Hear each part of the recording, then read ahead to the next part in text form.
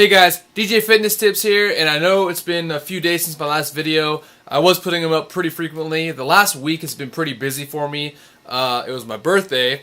I had a Special Olympics basketball tournament. We had our last tournament. We took silver. It was awesome. My players were great. The athletes did an awesome job. So it's kept me from making this creatine video that I planned on making last weekend. So first I want to say thank you to all my new subscribers. We hit 200, and it's actually a little bit past 200 as of today. And that's awesome, guys, and I appreciate it. All my subscribers, I appreciate you watching the videos, giving me feedback, asking me questions. It's what's keeping this channel kind of running. So thank you to you guys, and let's keep it going. You know, if you like videos, share them on Facebook, tell your friends. Let's get as many people as we can into learning about fitness, into learning about being healthy. Alright guys, so anyway, let's jump into the video. The video today is about creatine. It's actually the video I shot last weekend that I haven't got a chance to edit and upload. So here it is now, video on creatine. Here we go.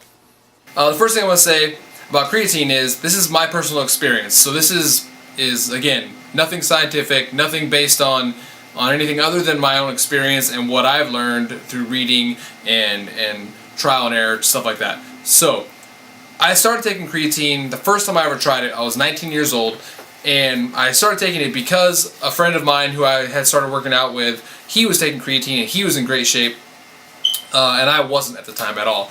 And basically, I was taking it, but my workout routine was lame, just garbage, and my diet was even worse, just awful. So my plan and my hope was, well cool, I'll take some creatine and it's going to make me buff. I'll go work out a little bit and I'll just get big and strong. And that wasn't really the case. Now creatine isn't that. What creatine is going to do for you is creatine is going to help you in the gym get the last rep, get those extra set, get the extra just oomph you need to finish your workout, to get more out of your workout. And it doesn't work how caffeine works. It doesn't work how you just take it and you instantly feel some crazy energy come on and then you just are feeling it. Creatine has to get into your system, and it's more for your muscles. When you're taking it, your muscles, you're going to get more energy. That's kind of going into the next topic, which is the loading phase that a lot of people like to do. The reason people like to do a loading phase is because it helps get into your bloodstream faster, and you're going to get more from your creatine quicker. That's the thought. A lot of people don't think you need a loading phase, and the biggest thing I hear about not wanting to do a loading phase is that it's a waste of money and that you're gonna, burn through all your creatine taking 20 grams a day.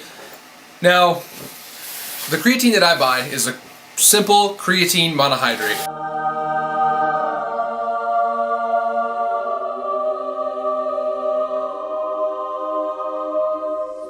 That's all you need, guys. There's all kinds of other stuff out there. You don't need anything other than a creatine monohydrate. It works the best.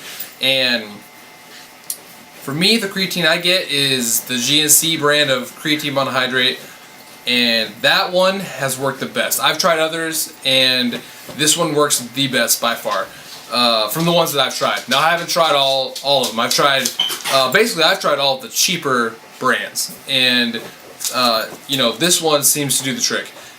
This costs about $10 for a supply that lasts me about 3 to 4 months with the loading phase. Now, I don't take creatine year-round. There's discussion on whether or not you should cycle off creatine. I like to cycle off creatine because I want to make sure all the strength that I'm getting is me. If you're on creatine too long, the creatine is going to be less and less effective the more you take it. So I want to make sure that the creatine stays effective when I use it. So I'm going to cycle off. I like to go basically through a bottle, and then once I'm done with the bottle, I will stay off of it for a month, and then I'll jump back on. That's worked for me, and I'm seeing great results with it.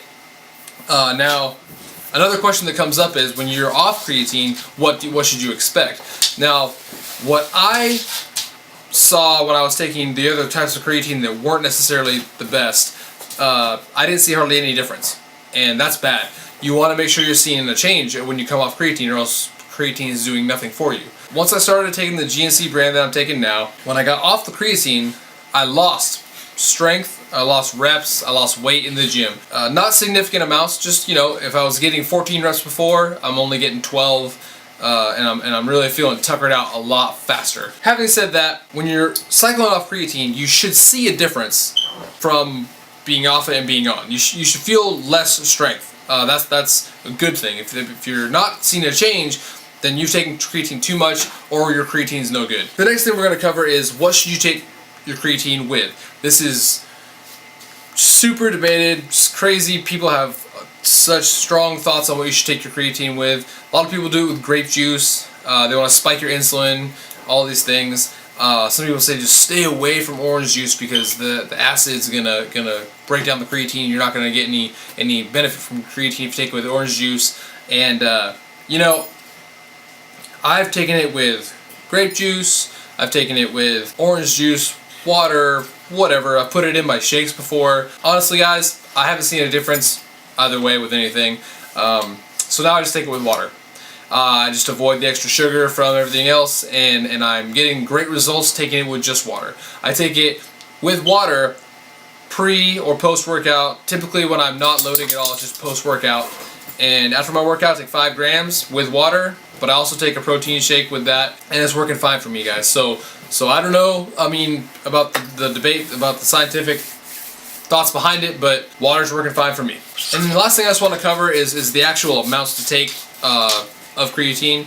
I weigh about 200 pounds, and 5 grams is the recommended amount. Loading phase, for a week, you take 20 grams, which is basically 4 scoops of creatine. And I spread that out throughout the day, and I'm currently back on a loading phase. I've been off the last month. I haven't been taking any creatine for the last month. Now I am back on creatine, and I'm in my 3rd day of loading it again, and I'm already starting to feel and see the difference again in the gym, which is great.